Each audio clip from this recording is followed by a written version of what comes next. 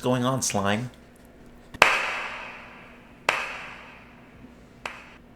Well, welcome back to Work Tales from the Hood, Part 5. What do I do? What are these work tales from? I'm a tire tech at Goodyear in my main job, amongst other things, but basically tires that don't have a wheel in them, mount them onto a wheel, air them up, and do that kind of en masse for customers. I have 4 stories for you today, and we're gonna ramp up in terms of absurdity. It is winter, right? And people tend to like the sun. That's when they come out. That's when you generally want to do things, right? Summer break when you're in school. That's when you get to go and have all the fun, right? So tell me why in winter we're getting hammered like a silverback going crazy on a freaking I'm not gonna finish that. But you understand what I mean. We are getting so many trucks coming in that need tires changed. We are getting like pretty decent sized orders. We are getting trailers filled with new tires. If you looked at our shop right now, you would think we didn't maintain it at all. But to be truthful, there is just no more room in the warehouse to put tires, dog. And we have to stack them. When it was like cool and clean and like a regular amount of tires, we could clamp lift those suckers into there and it would be cool.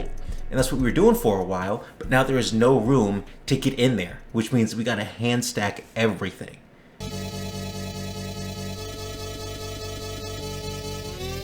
And because of the amount of business we've been getting, people ain't going to lunch on time, or they're just not taking one at all.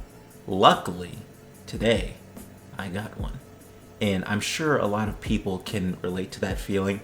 You know when you're just getting hammered, like I said, silverback, hammering, whatever you'd like it to hammer, and you're like, you get that peace in the middle of the day, or so to speak, like in the little bit afternoon after when you should have had lunch, and you're like, I can actually eat now. So you go in, you wash your hands, wash your face, you clock out for lunch and all that, and you just sit down and you just dine like a king. It was pretty amazing. I had that moment today, and it felt great.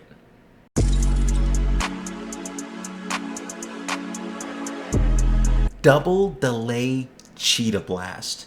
Let me explain. I know that sounds like an ability a Pokemon would have, or something you would hear in like an RPG where you like throw a cheetah at a guy. You know that meme, like Pokemon card type deal where it's like, I'll put a picture of it on screen, but it's like 8 fucking bears and then the description is just 8 bears and you're like, okay, that's an ability. But I came up with it today. I finally coined it. I've been using it, but it's an ability that you use against tires with collapsed beads. And if you work in the same, like, do the same job as me, or if you sort of work with tires and you know what it's like to have to blow up a collapsed bead, let me paint a short and quick picture for you. Let's say a regular tire is like this wide, right?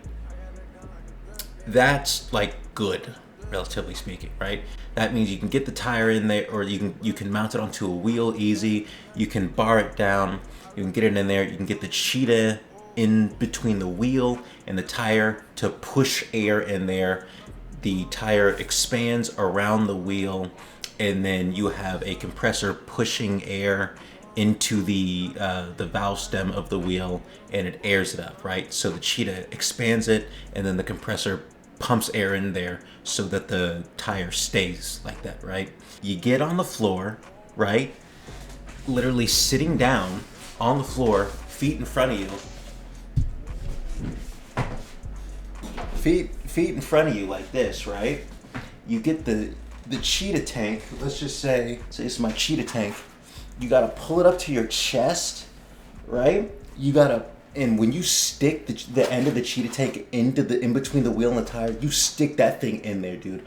I'm serious. Like the silverback I was mentioning, you stick that thing in there. You like that, right? And there's a little lever right here. You push it down, air starts going into the cheetah, it makes a sound, that sound. And once a lot of air, once like the max air pressure is reached in there, there'll be like a little lever right here that just goes. It's basically just releasing the air because too much air pressure, it can't take anymore without like maybe a safety risk or something. So then there's another lever right here that releases the air, right?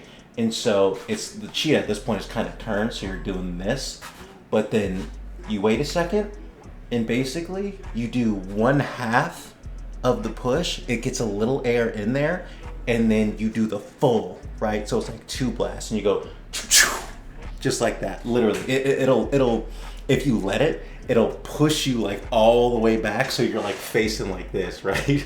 Like you're a Minecraft character who just died.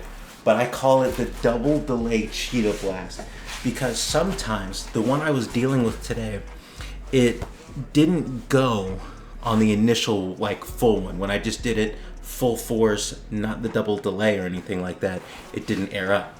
But I've noticed that sometimes on accident, I'll sort of hesitate when I release the air, and it'll do like a double shift money shifter straight into the end zone, right? And it worked. And whenever I've used it before, it also works. I'm not really sure what the science is behind it, but it's effective.